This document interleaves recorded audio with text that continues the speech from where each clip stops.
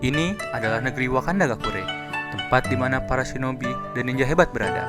Kehidupan di sini sangat damai dan indah. Rakyatnya hidup makmur dan sejahtera. Raja di negeri ini sangat memerhatikan rakyatnya. Di tangan beliau, negara bukan sekedar sebuah wilayah, melainkan keluarga besar yang saling mendukung dan merangkul. Hal ini juga didukung dengan banyaknya shinobi yang hebat dan berbakat, dengan menggunakan kemampuan mereka untuk kepentingan bersama. Para shinobi yang ada di desa ini sangat setia pada raja mereka. Setiap perintah yang diberikan oleh raja pasti akan langsung mereka laksanakan, karena mereka tahu setiap keputusan yang diberikan oleh raja adalah untuk kebaikan bersama. Namun, pada suatu hari, negara itu dilanda krisis pencurian. Banyak kasus pencurian yang terjadi di negara ini setiap bulannya, mulai dari pencurian hewan ternak, hasil pertanian, hingga bahan pokok. Ketika musim panen hampir tiba, kebun seorang petani tua yang baik dan bijak bernama Pak Aban menjadi salah satu target para pencuri ini. Karena usianya yang tidak lagi muda, Pak Aban tidak dapat menjaga kebunnya dengan baik. Oleh karena itu, setiap kali panen, hasil yang dia dapatkan oleh Pak Aban menjadi kurang dari seharusnya, bahkan tidak mencapai setengah dari yang diharapkan. Melihat kasus yang sedang marak di negara Wakanda Gakure ini, dan pertimbangan menghadapi musim panen yang akan tiba, raja pun membuat sebuah kebijakan dengan mengerahkan seluruh shinobi untuk menjaga desa ini. Semua shinobi pun bergerak ke seluruh penjuru negara, bahkan hingga ke perbatasan, untuk menjaga agar tidak ada hewan ternak dan hasil kebun yang dicuri pada malam hari. Warga desa pun senang mendengar kabar ini. Tapi, seperti permasalahan yang ada pada setiap tempat, selalu ada bocah tengil yang terkenal karena kenakalannya di negara tersebut. Yayan adalah nama bocah tengil ini. Dia adalah bocah yang selalu membuat masalah, mulai dari coret-coret tembok rumah warga, mencuri barang-barang, tidak masuk sekolah, dan susah diberi nasihat. Pada malam ini, Yayan tahu bahwa raja telah memerintahkan para shinobi untuk menjaga kebun para petani, tetapi itu tidak membuatnya gentar. Dia tetap nekat untuk mencuri di kebun Pak Aban pada malam itu. Namun, yang tidak dia kesadari adalah bahwa gerak-geriknya telah dipantau dari jauh oleh seseorang yang mengawasi setiap langkahnya dengan cermat. Seseorang yang memiliki kekuatan dan keahlian yang luar biasa. Yayan tidak menyadari bahwa dia sedang dipantau oleh panglima perang negeri Wakanda Gakure. Panglima perang tersebut bernama Uchiha Sasule.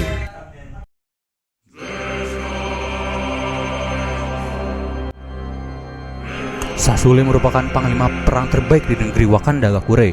Dia memiliki kemampuan yang tidak dimiliki oleh shinobi pada umumnya. Dengan kemampuan itu, dia pernah menghabisi setengah shinobi negara lain hanya dengan kemampuan matanya. Karena sudah ketahuan mencuri di kebun Pak Aban, Yayan dikasih paham oleh panglima Sasule.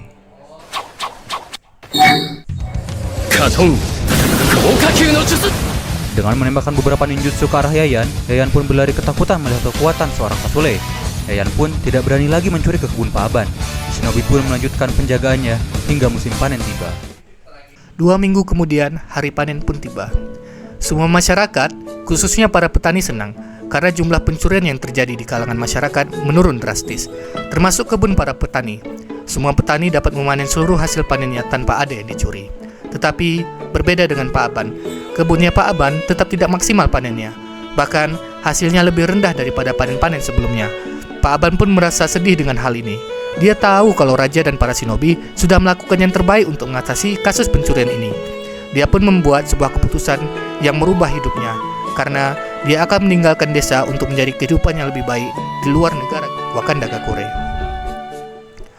Warga di negara Wakanda Gakure pun sedih dengan kepergian Pak Aban. Mereka akan kehilangan sosok yang baik dan bijak di negeri ini. Tapi keputusan Pak Aban sudah bulat. Dia akan meninggalkan negara ini untuk mencari kehidupan yang lebih baik lagi. Pak Aban pun pergi meninggalkan negara ini, diantar oleh beberapa warga. Mereka hanya mendoakan yang terbaik untuk Pak Aban di masa yang akan datang. Tapi, warga Wakanda Gakure tidak tahu kalau yang sebenarnya mencuri hasil kebun dan hewan ternak adalah Pak Aban.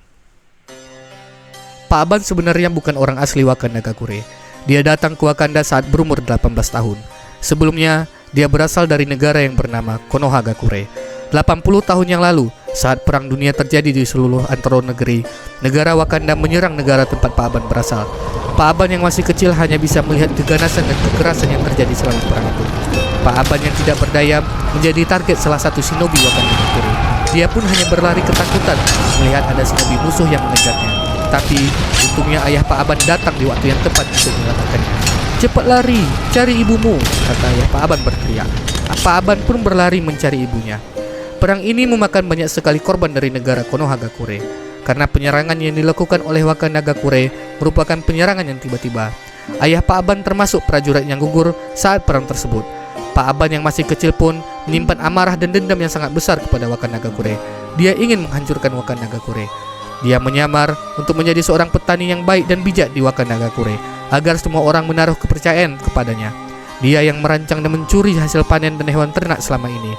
Hal ini dilakukan untuk memancing raja mengeluarkan kebijakan agar membuat seluruh shinobi menjaga Wakanagakure, sehingga pengamanan yang ada di istana raja menjadi lebih sedikit.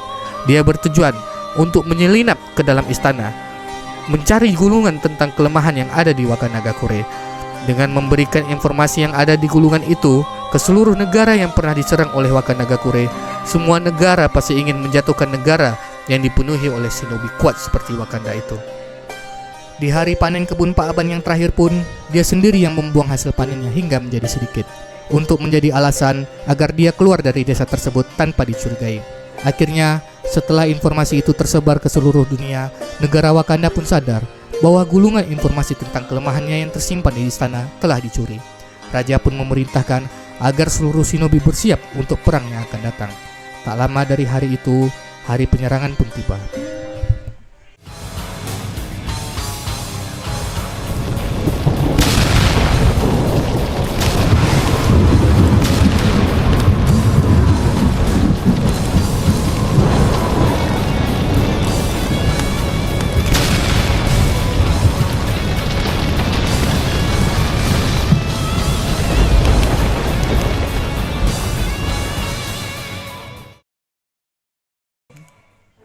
Peperangan pun keos selama beberapa bulan. Hingga pada akhirnya, perang tersebut sampai pada titik akhir, yaitu seluruh dunia dalam keadaan hancur. Tidak ada yang menang dalam peperangan tersebut. Prajurit yang gugur, negara dan desa kecil yang hancur, itu menjadi pandangan sehari-hari. Pepohonan yang dulu rimbun, kini gundul, dan sisa-sisa bangunan yang berdiri gagah, kini hanyalah puing-puing menyedihkan. Namun, di antara puing-puing itu, ada tanda-tanda harapan yang samar.